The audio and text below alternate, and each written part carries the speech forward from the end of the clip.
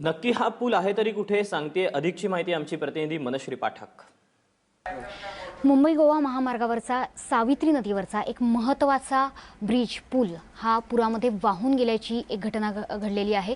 काल रात्रीच्या पुरात हा पूल वाहून गेलाय। आपण बघितलं गुगल अर्थवरती तर पोलादपूर ते महाड दरम्यानचा हा पूल आहे।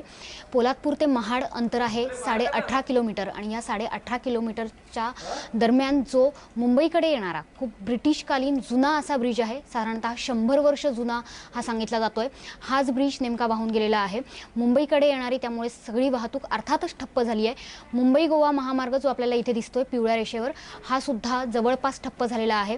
मात्र ज्या गाड्या अडकलेल्या आहेत त्यांचे मार्ग आता वळवण्यात आलेले आहेत। 3 पर्यायी मार्ग सुद्धा देण्यात आलेले आहेत। मात्र धक्कादायक माहिती अशी आहे की याच मुंबई गोवा महामार्गावरनं जे प्रवास करत होते अशा 2 एसटी बसेस आणि साधारणतः 7-8 गाड्या ह्या पुरामध्ये वाहून गेल्याची भीती व्यक्त करण्यात येते।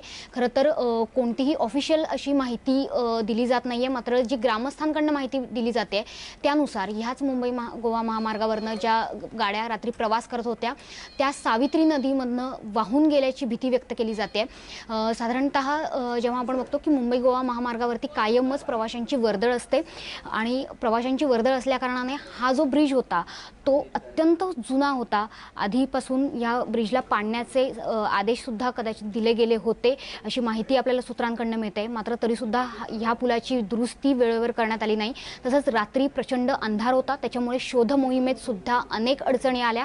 मात्र सध्या ही शोध मोहीम सुरू झालेली आहे। एनडीआरएफला पाचारण करण्यात आलेलं आहे आणि या पुरामध्ये काही गाड्या वाहून गेल्या आहेत का त्यांचा शोध घेतला जातोय। अर्थातच ज्या 2 बसेस वाहून गेल्याची भीती व्यक्त केली जाते त्यांच्या चालकांना फोन लावले जात आहेत मात्र ते सतत नॉट रिचेबल येत आहेत। त्याच्यामुळे अर्थातच भीती वाढलेली आहे की जास्तीत जास्त लोक याच्यात वाहून तर गेलेले नाहीत ना याचा शोध आता घेतला जातोय।